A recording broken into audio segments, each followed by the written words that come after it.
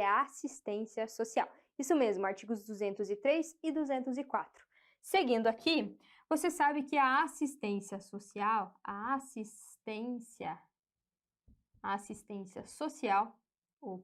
social, está dentro de Seguridade Social. Lembra-se, o Megazord da Seguridade Social composta pela saúde, previdência e assistência social. Topíssimo! Assistência social. Quais são as características da assistência social? As duas principais características dela são quais? Bom, ela é o quê? Não precisa desse mais aqui, né? Ela é o quê? Para quem dela necessitar. Para quem dela necessitar. Isso mesmo. Significa dizer que, diferentemente da saúde, que é universal, aquele abraço da universalidade, artigo 194, parágrafo único, inciso 1, ele, aqui na assistência social, ele é restrito, mas diferentemente da previdência social, ele restringe não pela contribuição, pela necessidade de contribuição, ele restringe porque precisa se comprovar a necessidade, precisa se comprovar aqui a necessidade. E ela, como eu falei para você, ela se assemelha, ela se aproxima da previdência social no aspecto que a sua universalidade, ela tem limitações, mas ela independe de contribuição. Independe de contribuição. Logo, se ela independe de contribuição, ela não é contributiva. Ela não é contributiva. Você não paga para acessar a assistência social. Você não paga para acessar. Até porque, se eu estou falando de uma estrutura de necessidade, de comprovação de necessidade, não tem aqui esta contribuição, né? Este vínculo contributivo, certo? E bom, dentro dos destaques aqui, falando do 203 caput, ele segue, né, nos seus incisos, a princípio, 5 incisos, teve a emenda constitucional, não a 103 de 2019, mas a 114, e a 114 ela alterou aí, incluindo mais um inciso dentro dos objetivos da assistência social. O primeiro objetivo da assistência social, lá do inciso 1, ele fala de proteção, certo? Ele fala de proteção. E quando ele fala de proteção, ele fala de proteção da família, infância, adolescência,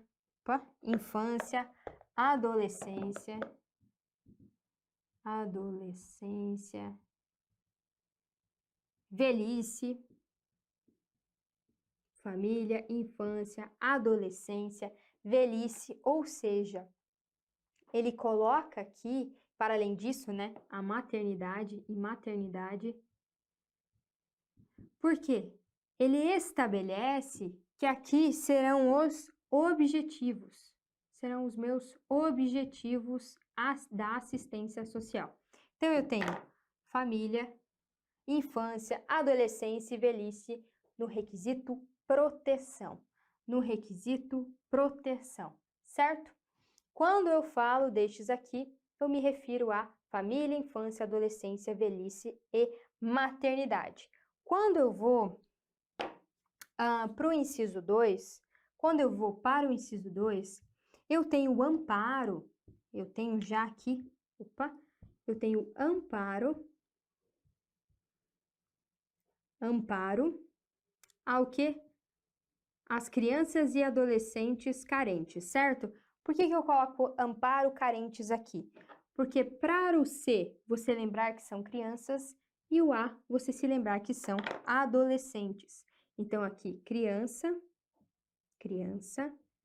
e aqui, adolescente. Então, lembra-se de amparo carentes, amparo de crianças e adolescentes carentes, certo? Amparo de crianças e adolescentes carentes. E aqui eu tenho a proteção. A promoção é o inciso 3. Porque o inciso 3, ele fala de promoção, a integração ao mercado de trabalho, né? Da integração ao mercado de trabalho. Por quê? A ideia da assistência social, é que ela promova a autonomia deste segurado com relação a ela mesma. Então, a característica dela necessitar, a estrutura é que ela faça ali, às vezes, né, para a proteção desse assistido, porém que ele deixe de ser futuramente um assistido. Por isso que eu tenho promoção da integração ao mercado de trabalho, porque eu quero que ele passe da assistência social para o mercado de trabalho, exercendo uma atividade remunerada. Exercendo uma atividade remunerada, ele passa a ser um trabalhador vinculado à previdência social. E daí ele tem benefícios previdenciais, acessa benefícios previdenciários, que são mais estruturados e financeiros do que os benefícios assistenciais, certo? Porque a relação é contributiva diferenciada da relação assistencial. Então, a ideia da promoção é justamente para isso, para fortalecer o quê? A autonomia deste assistido, né? Para que ele deixe futuramente de ser um assistido. Então, esses primeiros 3 incisos que eu vou passar rapidamente aqui contigo, na tela aqui, por gentileza. Artigo 203 da Constituição fala no caput: a assistência social será prestada a quem dela necessitar, independentemente de contribuição à Seguridade Social e tem por objetivos. Então, fala da proteção, que eu falei para ti, fala-se da proteção à família, maternidade, infância, adolescência e velhice, família, maternidade, infância, adolescência e velhice, que eu costumo dizer aqui, para você lembrar um mnemônico interessante, caso te ajude, porque me ajuda, é o via fama. Via fama. V aqui de velhice, o I de infância, A de adolescência, fama, o Fá de família e o Ma de maternidade. Então, o mnemônico aqui para proteção, o inciso 1, né? O inciso 1. O 2, o amparo, e eu falei para você, coloca amparo carentes, porque o C e o A você lembra com muito mais facilidade de crianças e adolescentes. A promoção aqui da integridade ao mercado de trabalho, da integração ao mercado de trabalho, lembrando que a ideia da assistência social, a estrutura constitucional dela é para proteção para quem dela necessitar, mas um impulsionamento para que este assistido se torne autônomo à assistência social e passe a ser vinculado à previdência social como um trabalhador, como um segurado. Tranquilo? Voltando aqui, temos no inciso 4 a habilitação e reabilitação das pessoas portadoras de deficiência e a promoção à integração à vida comunitária. Quando no 4 ele fala de habilitação e reabilitação, ele ainda está com a nomenclatura antiga, né? Atualmente fala-se em PCD, pessoa com deficiência. Atualmente já tem alguns anos já, né? Em PCD. Por quê? Porque quando você fala PCD, você tira da pessoa as atribuições como se fosse a responsabilidade dela, o fato de ser PCD. Não, quando eu falo PCD, eu falo que existe uma responsabilidade social diante daquela pessoa. Então, a sua integração à vida comunitária, porque aqui ele não fala apenas em trabalho, né? A integração do trabalho, ao mercado de trabalho. Quando ele fala aqui, para PCD, ele fala de vida comunitária, ou seja, viver em sociedade, sem aqueles impedimentos de barreiras sociais, para além das limitações ou características específicas desta PCD. Fechou? Então, eu falo de habilitação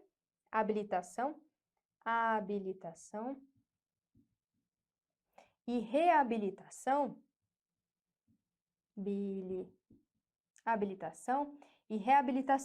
desta PCD para a vida comunitária. Porque, eu repito, a ideia da assistência não é que as pessoas sejam assistidos perpétuos, mas que elas, infelizmente, tenham que passar pela assistência, né? Por conta, enfim, toda a estrutura social de desigualdade do nosso país, mas que não permaneça nela, mas tenha integração à vida comunitária, ao PCD, né? A pessoa com deficiência, lembrando aqui que a PCD, né, ela tem a deficiência, é uma deficiência física, intelectual, sensorial, física, intelectual, mental e sensorial. Costumo colocar o mnemônico FINS aqui, FINS. Física, intelectual, mental, opa, é um FINS com M, não é um FINS com N. Física, intelectual, mental e sensorial, essa PCD, por período de pelo menos 2 anos, né, tem esse impedimento por pelo menos 2 anos, e essa estrutura de deficiência para a assistência social. Tranquilo? Feita o inciso 4, a gente vai para o inciso 5, que fala sobre a garantia do valor de um salário mínimo mensal para PCD e para o idoso. Mas, Fer, é qualquer idoso, porque o Estatuto do Idoso diz que idoso caracteriza-se com 60 anos ou mais.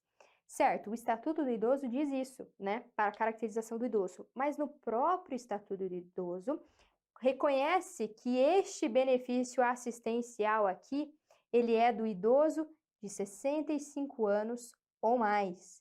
65 anos ou mais, seja aqui homem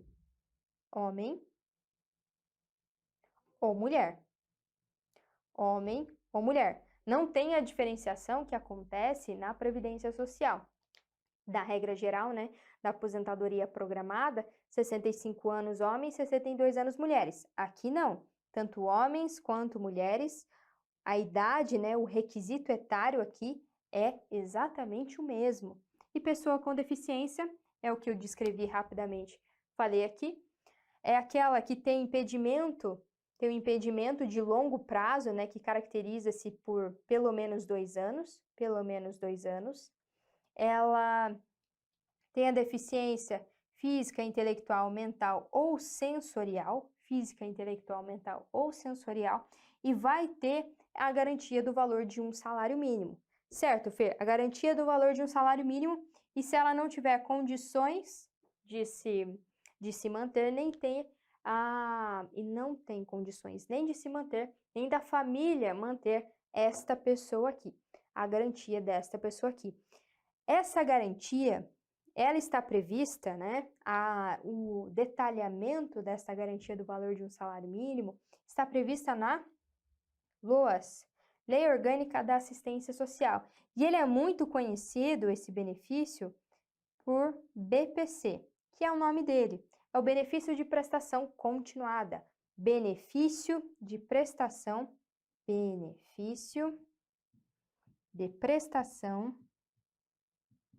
continuada.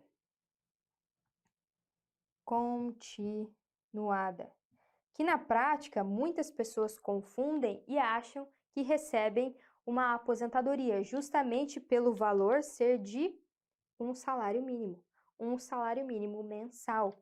E as pessoas falam assim: eu recebo uma aposentadoria e eu nunca contribuí. Não existe essa possibilidade, porque previdência, estruturalmente, ela tem um caráter contributivo. A assistência não. Então não tem como você nunca ter contribuído para o sistema e receber uma aposentadoria. Isso não faz nem sentido, você conhecendo já a estrutura da Previdência Social e da assistência. Então, essa pessoa, na verdade, ela recebe um BPC-LOAS, um amparo social ao idoso ou à pessoa com deficiência, assim que aparece no CNIS dela, no Cadastro Nacional de Informações Sociais. Por quê? Porque apesar do BPC ser um benefício assistencial, quem faz, né, essa avaliação de deferimentos e indeferimentos do benefício assistencial do BPC é o INSS. Então, as pessoas passam pelo INSS, está no Cadastro Nacional de Informações Sociais, está lá no meu INSS, né, a pessoa consegue logar, seja pelo aplicativo, seja pelo site, e lá acessando o CNIS, ela vai ter essa informação e vai estar lá escrito amparo social ao idoso ou à pessoa com deficiência. Não estará escrito aposentadoria, porque não é uma aposentadoria. Tanto que, por não ser uma aposentadoria, ela não gera os seguintes direitos: abono anual, que é como se fosse o 13º dos aposentados, né? Dos aposentados, então ela não recebe, porque é um benefício assistencial. E também o fato deste assistido que recebe, está em gozo de BPC, falecer, não gera benefício da pensão por morte. Só gera, mas assim, uma possibilidade muito restrita de alguém que já tinha um senhor, um idoso ou uma idosa, mais de 65 anos, que já tinha direito adquirido a uma aposentadoria, não sabia que tinha direito adquirido a uma aposentadoria, se enquadrava dentro do LOAS, estava recebendo LOAS e faleceu. Aí sim, esses dependentes deste assistido falecido terão direito, não pelo benefício pelo BPC, mas terão direito pelo direito adquirido que este beneficiário deveria estar recebendo o benefício previdenciário, ele faleceu com o direito adquirido, então este direito adquirido gera, né, o benefício da pensão por morte, gera, se estende, né, porque é um benefício previdenciário. Fechado parênteses, essa estrutura. Fer, você falou que não pode ter, que ele não tem condições de se manter ou ser mantido pela família. Como é que isso é objetivamente avaliado? Objetivamente avaliado administrativamente ocorre da seguinte forma: a forma do cálculo, né, será de igual ou inferior a 1/4 de salário mínimo. Essa aqui é a renda. Só que é uma renda per capita. É uma renda per capita. O que significa per capita, Fer? Per capita é uma expressão em latim que significa por pessoa, né? Por pessoa. Logo, se é por pessoa, este cálculo aqui é feito com base nas pessoas que moram sobre o mesmo teto, né? Elas moram sobre o mesmo teto com as devidas especificações que estão na LOAS. Então, basicamente, um exemplo aqui, um homem casado, né? Casado, um homem casado aqui tem seu pai, o pai mora junto. Na verdade, eu vou fazer o seguinte, vou fazer um pouco diferente aqui. Os pais, né, pai e mãe, têm 2 filhos.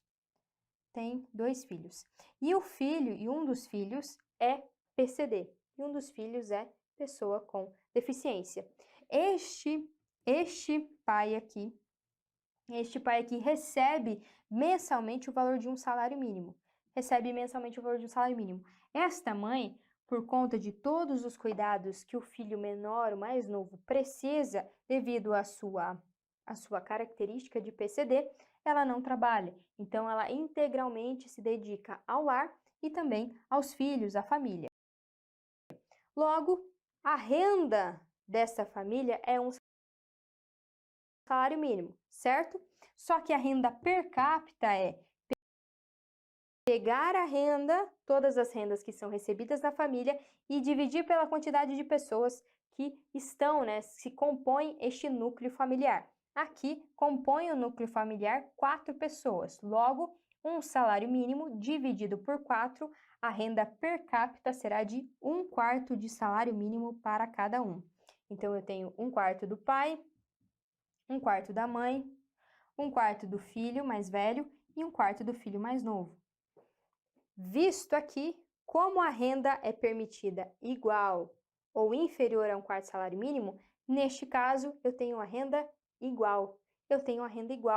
Tem-se, então, caracterizado o PCD, né? Vai passar pelas as etapas, né, de caracterização, de verificação desta deficiência, dentro aqui do longo prazo, pelo menos 2 anos, física, intelectual, mental ou sensorial, e será pago o benefício assistencial, no valor de um salário mínimo. Só que ele é um benefício condicionado à renda. Significa dizer o quê? Se este pai tem uma promoção no emprego e o salário dele dobra, o que acontece? A renda aqui na casa passa a ser de meio salário mínimo. Porque são 2 salários mínimos dividido por 4 pessoas. Então, passa a ser de meio salário. Se mudou isso aqui, o que acontece? O benefício para de ser pago. Porque ele está diretamente ligado a 2 requisitos. Ao requisito do idoso, ou PCD, e ao requisito da renda, que a renda ela pode ser alterada a qualquer momento. Tranquilo? Feito isso aqui, esclarecido, vamos voltar para a tela para eu continuar contigo. Então, bora. No inciso 5, fala, né, da garantia de um salário mínimo, benefício mensal, a pessoa aqui ainda está com a redação antiga, né, a Constituição não teve atualização, a portadora de deficiência, e ao idoso que comprovem, ou seja, precisa dessa comprovação, não possuir meios de prover a própria manutenção ou tê-la promovida por sua família conforme dispuser em lei. Beleza, a Constituição fala, olha, eu só vou dar a garantia. Quem vai detalhar é a lei. Então vem a LOAS, que é a lei, aqui comigo, 8742, que detalha. O benefício de prestação continuada é a garantia de um salário mínimo mensal, a PCD, né? Aqui já com a expressão correta atual, e ao idoso com 65 anos ou mais que comprove não possuir meios de prover a própria manutenção nem tê-la promovida por sua família. Uma questão interessante que eu quero chamar a atenção para você é o tema 173 do STF, do Supremo Tribunal Federal, que decidiu que a assistência social prevista no 203, inciso 5, ou seja, esta aqui, da Constituição Federal beneficia brasileiros natos, naturalizados e estrangeiros residentes no país, atendidos os requisitos constitucionais e legais. Ou seja, pelo princípio da universalidade da cobertura e do atendimento que é aplicado à Seguridade Social, na hora da assistência, a assistência, ela abrange sim os estrangeiros.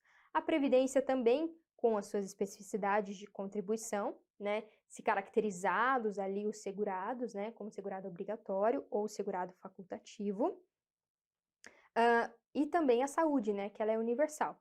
Tranquilo? Então, os estrangeiros podem sim receber BPC-LOAS, mas têm que preencher os requisitos específicos para o recebimento deste benefício assistencial. Seguindo, o 203, aqui a alteração, né? Aqui a alteração da Emenda Constitucional 114 de 2021. A redução da vulnerabilidade socioeconômica de famílias em situação de pobreza ou de extrema pobreza. Você acha que isso aqui vai cair na sua prova? Eu tenho certeza absoluta, isso aqui vai despencar na sua prova. Por quê? Recentemente tivemos a pandemia, recentemente ainda estamos passando pela pandemia, e o que aconteceu? O governo teve o auxílio emergencial. O auxílio emergencial, na finalização do auxílio emergencial, teve-se a criação do Auxílio Brasil, né? E o Auxílio Brasil extinguiu o antigo, né, Bolsa Família. Então, olha ali comigo na Lei 14.284 de 2001. Esta lei instituiu o programa Auxílio Brasil e o programa Alimenta Brasil, em substituição ao programa Bolsa Família, de que trata a Lei 10.836 de 2004, e ao programa de aquisição de alimentos, de que trata o artigo 16 da Lei 10.696 de 2003, respectivamente, e define metas para taxas de pobreza no Brasil. Fechou? Então, destaca isso no seu material, né? No seu material também, nos seus estudos de lei seca. Então, destaca o inciso 6, que foi aí atualizado na Constituição, no artigo 203 da assistência social. Topíssimo? Então, feito isso, continuamos, passamos então para o artigo 204. O artigo 204 fala que as ações governamentais na área da assistência social serão realizadas com recursos do orçamento da Seguridade Social previstos no artigo 95, além de outras fontes, e organizadas com base nas seguintes diretrizes. Então, repara que quando ele fala da assistência social, ele fala, olha, os recursos vão vir de orçamentos da Seguridade, e além disso, de outras fontes. Então, uma questão de prova é, as ações da assistência social estão restritas aos orçamentos previstos no artigo 195. Tá correto? Não, existem outras fontes. Feito, existem outras fontes. Seguimos aqui nas diretrizes, né? Que o artigo vai falar das diretrizes. E as diretrizes, ele elenca duas aqui. Descentralização político-administrativa, cabendo a coordenação e as e as normas gerais à esfera federal e a coordenação e execução dos respectivos programas às esferas estaduais e às esferas estadual e municipal, bem como as entidades beneficentes e de assistência social. E o 2 fala da participação da população por meio de organizações representativas na formulação das políticas e no controle das ações em todos os níveis. Então, destaca a descentralização político-administrativa e também a participação da população. Porque se a ideia é que essa assistência social, ela não só entre como para quem dela necessitar, mas também impulsione para que deixe de ser um assistido da assistência social, o que eu tenho? Se eu tenho essa estrutura, eu preciso de descentralização político-administrativa e participação da população. Eu tenho que trazer para perto, com a participação da população, e eu tenho que descentralizar. Para quê? Quanto mais descentralizado essa política administrativa, eu tenho o quê? Eu escuto quem está mais próximo ali de todos os riscos sociais da assistência social. Então, eu sou muito mais eficaz, as minhas políticas assistenciais, elas são cirúrgicas com relação ao que deve ser feito e como isso deve ser feito. Seguindo, o parágrafo único tem uma história bem interessante, porque assim, o parágrafo único 204, ele foi incluído pela Emenda Constitucional 42 de 2003. E essa emenda constitucional, ela, a princípio, ela tinha a alteração do sistema tributário nacional e das outras providências, porque, a princípio, essa emenda constitucional 42 era para cuidar do sistema tributário nacional. E, falando rapidamente como funciona o legislativo, existe a proposta da emenda constitucional e ela vai tramitando nas duas casas, né, na Câmara e no Senado, e ela vai sendo alterada, né? O texto da proposta ela vai sendo alterado, votado, enfim, e ele vai alterando até o final. Então, inauguramente, a proposta não tinha este artigo 204, parágrafo único, e ele foi incluído na tramitação, por quê? Existia, né, os estados reivindicavam que fosse feito esse incentivo para o programa de apoio à inclusão e promoção social. Então, bora lá para a redação específica do artigo. É facultado aos estados e ao Distrito Federal vincular a programa de apoio à inclusão e promoção social até 0,5% de sua receita tributária líquida, vedada a aplicação destes recursos no pagamento de. Aí ele fala, rapidamente ele fala o seguinte, é facultado, é uma escolha, né? Ou seja, os estados e o DF têm a possibilidade de pegar até 5% da sua receita tributária líquida e fazer o quê? Direcionar, vincular para este Programa de Apoio à Inclusão e à Promoção Social. Topíssimo? Só que tem uma vedação.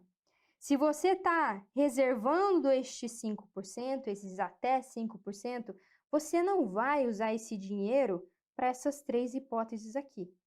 Quais são? Despesa com pessoal em encargos sociais, serviço, da dívida, qualquer outra despesa concorrente não vinculada diretamente aos investimentos ou ações apoiados. Ou seja, Constituição, olha, Estado e DF, eu possibilito você pegar até 5% da sua receita tributária líquida para vincular neste programa de apoio à inclusão e proteção social. Show! Mas não vai me pegar esses 5% e querer pagar outros rolês, que são esses rolês desses incisos 3, esses 3 incisos aqui. Então, é isso que ela fala. A Constituição restringe, olha, eu faculto você fazer isso, porque era uma reivindicação dos estados fazer isso, e foi possibilitado pela Emenda Constitucional 42 de 2003. Não só foi possibilitado aqui dentro da assistência social, mas também lá na cultura, né? Lá na cultura, lá no artigo 216. Se você olhar lá, tem uma estrutura bem parecida com esse parágrafo único aqui, e os incisos também, porque da mesma forma ele possibilita a vinculação, mas restringe que você não vai usar essa grana para outro rolê que eu estou falando aqui. Se é para apoiar, né? Se é para o programa de apoio, inclusão e promoção social, então paga, então vincula, né? Então direciona o dinheiro público para isso. Feito? Tranquilíssimo aqui? Então é isso. Eu espero que tenha ficado claro e um abraço!